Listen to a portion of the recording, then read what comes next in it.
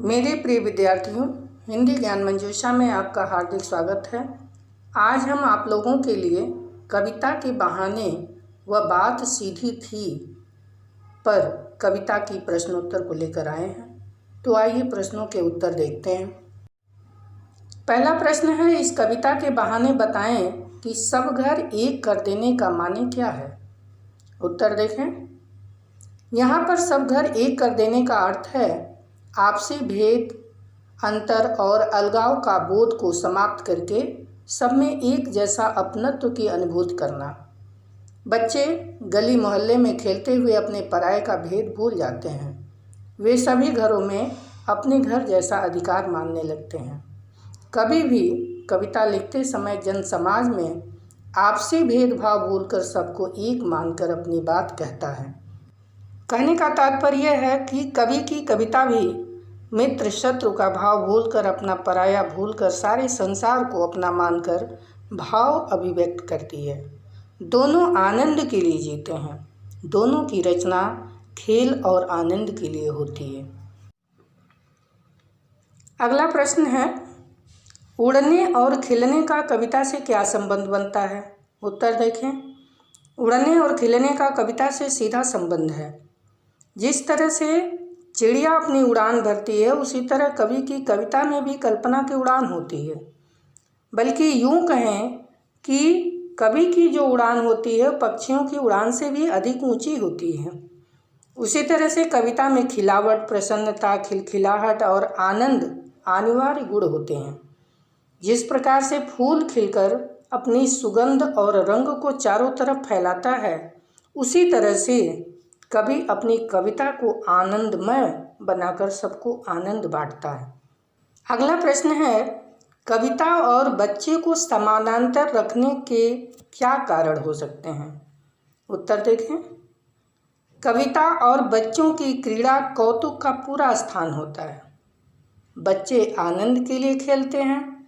वे खेल में अपने पराये का भेद भूल जाते हैं। खेल खेल में उनका बहुत बड़ा संसार हो जाता है। उनके हृदय का पूरा विस्तार होता है। कभी भी आनंद के लिए कविता लिखता है। वह भेदभाव भरी दुनिया को त्याग कर सबके कल्याण और आनंद के लिए साहित्य की रचना करता है। या यूँ कहें कि बच्चे और कवि दोनों ही देश, काल और स्थान से परे होकर अपनी रचनाओं को और अपने खेल की अभिव्यक्त करते हैं। अगला प्रश्न है, कविता के संदर्भ में बिना मुरझाए महकने के माने क्या होते हैं। उत्तर देखें। कवि के अनुसार कविता भी फूलों के समान महकती है, खिलती है और लोगों को आनंदित करती है। उसमें फूलों से खिलना, आनंदित होना और आनंद बांटना सीखा है। लेकिन कविता की समानता एक ऐसे फूल से की गई है जो कभी मुरझाता नहीं, सदा महकता रहता है।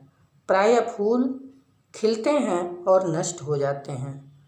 वे अपना महक बिखराकर जल्दी ही झड़ जाते हैं, किंतु कविता अपनी महक को अनंत काल के लिए बिखेरती रहती है।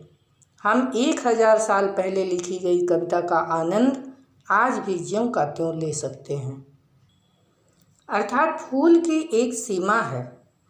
वह क्षण भर के लिए खिलता है, महकता है और नष्ट हो जाता है, किंतु कविता का अर्थ, सौंदर्य, प्रभाव और आनंद अनंत काल तक जीवित रहता है।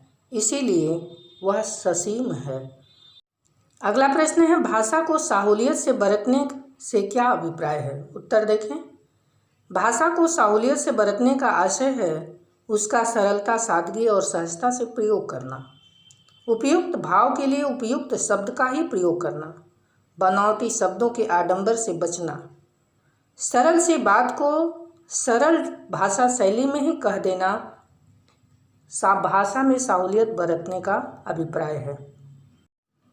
अगला प्रश्न है, बात और भाषा परस्पर जुड़े होते हैं, किंतु कभी कभी भाषा के चक्कर में सीधी बात भी टेढ़ी हो जाती है, कैसे। उत्तर देखें। यह बात सत्य है कि बात और भाषा का संबंध अटूट है। मनुष्य के मन में उठी हुई भावनाएं शब्दों में लिपटकर बाहर आती हैं। कवि जैसा अनुभव करता है यदि वैसा ही उसे कह दे तो पाठक के पास उसका संदेश यथावत पहुंच जाए। परंतु यदि कभी अपनी बात को कहने के लिए उसे सजाने, संवारने तथा प्रभावी बनाने के फेर में पड़ जाता है तो सरल बात भी बहुत कठिन हो जाती है। भाषा के मोह में पड़ते ही मूल बात पीछे छूट जाती है। वह कहना कुछ चाहता है और कह कुछ जाता है। कभी कभी तो ऐसा होता है कि शब्द ही शब्द रह जाते हैं, उसका अर्थ श्रोता तक पहुंच ही नहीं पाता है। जैसे किसी कवि ने लिखा है कि ऐल फैल थैल भैल खलक में गैल गैल गजन के ठेल पेल शैल उलसत है। इसमें शब्द सौंदर्य तो है किंतु अर्थ का ध्यान हट गया है। अगला प्रश्न है, बात के लिए सीधी सी दी गई विशेषताओं का उचित बिंबों मुहावरों से मिलान करो।